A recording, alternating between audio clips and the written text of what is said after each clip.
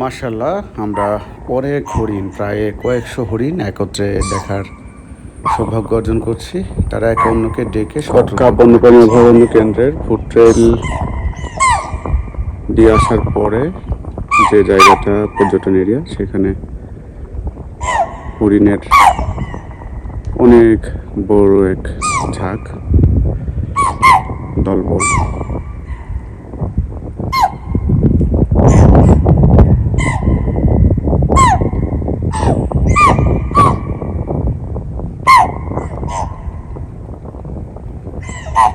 চিত্রা হরিণ সাধারণত অনেক বড় দল অথবা ছোট ছোট দলে বিভক্ত হয়ে ওরা ঘুরে বেড়াতে পছন্দ করে।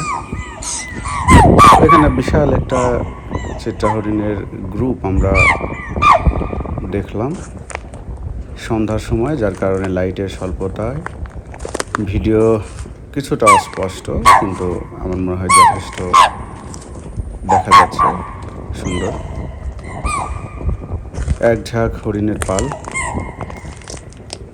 ওরা কিন্তু মানুষের উপস্থিতি টের পেলে দৌড়িয়ে পালিয়ে যায়, কিন্তু ইদানিং সুন্দরবনের চোরা শিকারির উপস্থিতি কম হওয়ার কারণে, প্রচুর পরিমাণে বন টহলের কারণে হরিণ কিছুটা মানুষের উপস্থিতিতে অভ্যস্ত বা ভয় কম পাচ্ছে,